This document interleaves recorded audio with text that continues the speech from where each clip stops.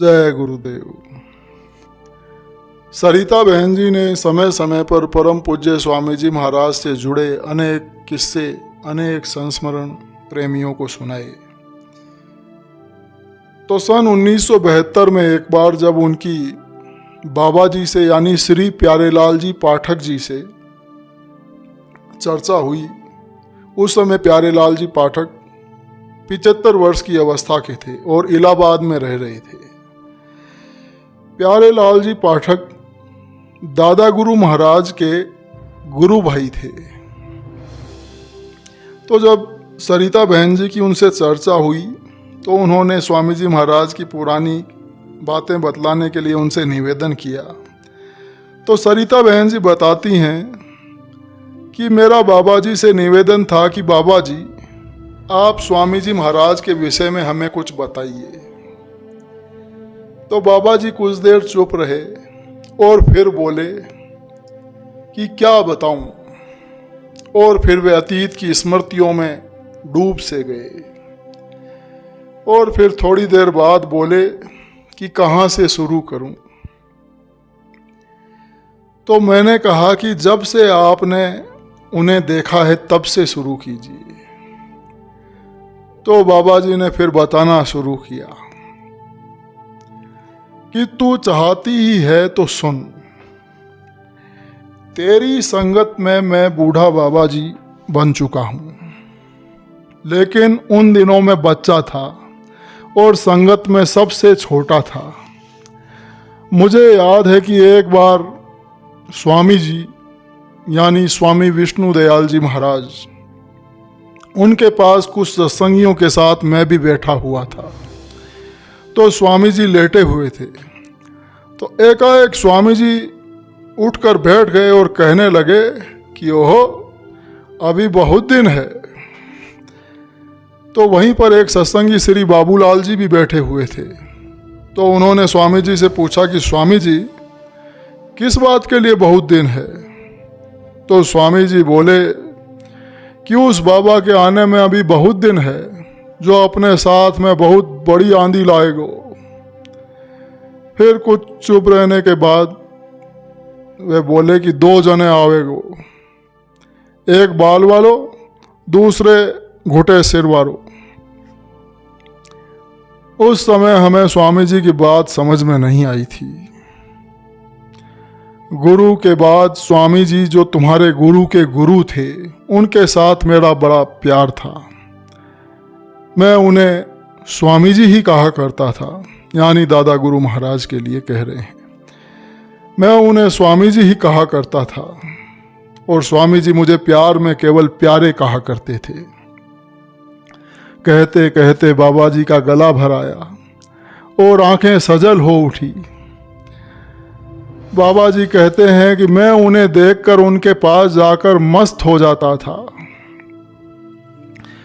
सन 39 या 40 की बात है जो मुझे ठीक से याद नहीं। एक दिन स्वामी जी इक्के पर एक किशोर युवक के साथ पधारे। मूंछ की अड़बंग लगाए शरीर पर भभूत अवस्था, यही कोई 15-16 वर्ष की अवस्था रही होगी। गठा शरीर, दाढ़ी मूंछ अभी निकली नहीं थी।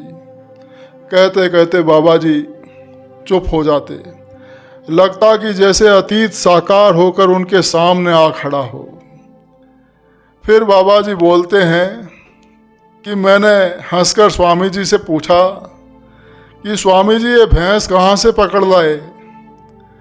तो स्वामी जी ने गंभीर होकर कहा कि ऐसा मत कहो प्यारे, न जाने मालिक किस पर मेहरबान हो जाए, किस पर प्रसन्न हो जाए। कहते कहते बाबा जी की आंखें भर जाती हैं और भर्राए गले से पूछते हैं कि तू जानती है वो कौन था। तो मैं भी बोल नहीं पाती, लेकिन समझ जाती हूँ कि ये संकेत स्वामी जी महाराज की ओर है।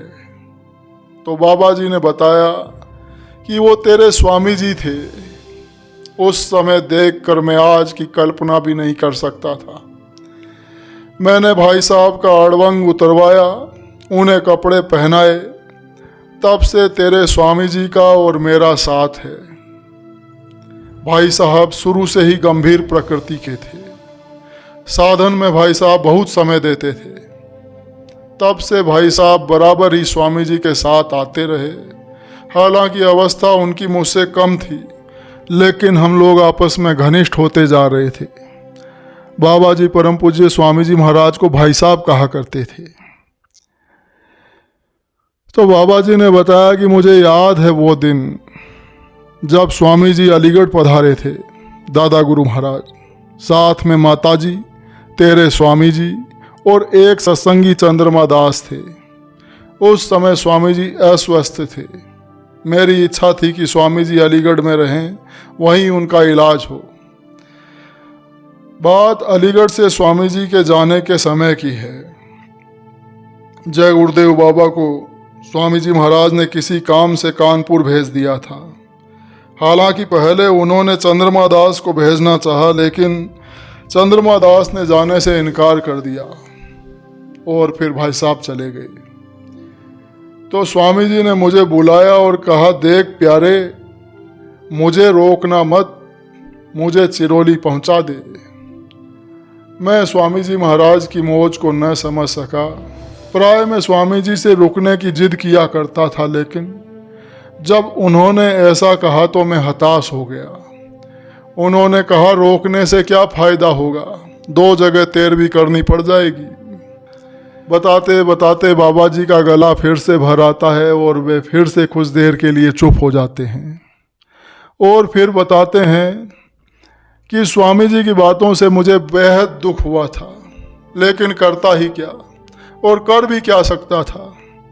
मैंने कहा, स्वामी जी, जब आपने ऐसी मौज कर ली है जाने की, तो ये बताइए कि संगत की संभाल कौन करेगा।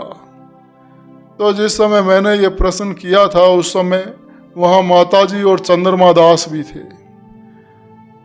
तो स्वामी जी बाबा जय गुरुदेव जी महाराज का नाम लेकर उनका इशारा करके बोले कि प्यारे, संगत की संभाल ये करेंगे। संगत इतनी बढ़ेगी कि तुम्हारे संभाले संभलेगी नहीं। फिर बाबा जी बताते हैं कि तुझसे मैं एक बात बता दूं कि शरीर छोड़ने से 1 वर्ष पूर्व स्वामी जी अलीगढ़ पधारे थे। मैं उनके पास रहकर बड़ा ही मस्त रहा करता था। तो एक दिन स्वामी जी बोले, प्यारे, जिसे पाकर इतना भूला हुआ है वो कितने दिन का है। जब सूर्य अस्त हो गया तो इस सितारे को डूबते कितना समय लगेगा। उन्होंने अपने बड़े भाई की ओर संकेत किया था सूर्य कहकर, और अपनी ओर सितारा कहकर संकेत किया था कि जब सूर्य अस्त हो गया तो इस सितारे को डूबते कितना समय लगेगा। स्वामी जी की बात मैं उस समय समझ नहीं सका था। ये बात तो समझ तब आई जब स्वामी जी परम धाम चले गए। स्वामी जी ने सन 1948 में शरीर छोड़ा था। तेरे स्वामी जी कुछ दिन बहुत ही गंभीर हो गए थे। भाई साहब इतने ज़्यादा सादा तरीके से रहा करते थे कि उन्हें देखकर कोई ये नहीं कह सकता था कि इतनी बड़ी संगत की ये संभाल करेंगे। तेरे स्वामी जी बराबर मुझे बड़ों की तरह सम्मान देते रहे हैं। फिर बाबा जी कुछ देर फिर चुप हो जाते हैं और फिर कहते हैं कि और मैं तुझे क्या बताऊं, और सच तो यह है कि मैं बताना नहीं चाहता, क्योंकि इससे मन में अहंकार आने का डर हो जाता है। फिर कुछ सोचकर बाबा जी कहते हैं कि हमारे अलीगढ़ में एक कलेक्टर आए थे। वो सत्संगी थे और अब भी हैं, और अब रिटायर हो चुके हैं। उनका काम था कि प्रत्येक छुट्टी के दिन सभी सत्संगियों को साइकिल से उनके घर जा जाकर बुलाते थे।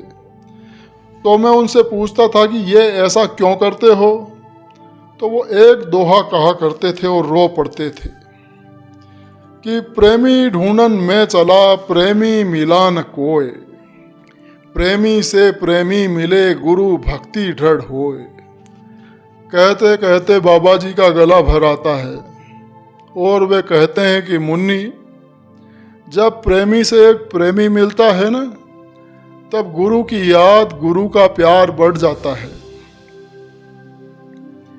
स्वामी जी के विषय में और बड़े स्वामी जी के विषय में यानी दादा गुरु महाराज के विषय में जितनी भी बातें बाबा जी को याद आई उन्होंने बतलाई। और उसके बाद बातें कुछ सत्संग की होने लगी, कुछ इधर उधर की बातें हुई। तो बाबा जी ने फिर कहा कि मुन्नी, तेरा गुरु पूरा है, सर्व समर्थ है। इस विश्वास को अपने अंदर दृढ़ कर लेना। वो किसको सम्मान देते हैं, किसको क्या देते हैं, इस पर ध्यान न देकर ये देखना कि वे कितने महान होते हुए भी कितनी सादगी में रहते हैं। सरिता बहन जी ने बतलाया कि मैं समझती हूँ कि बाबा जी के ये शब्द न केवल मेरे लिए ही बल्कि प्रत्येक सत्संगी के लिए बड़े ही महत्वपूर्ण हैं।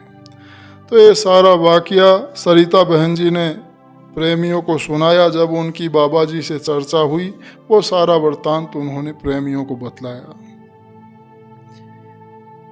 जय गुरुदेव।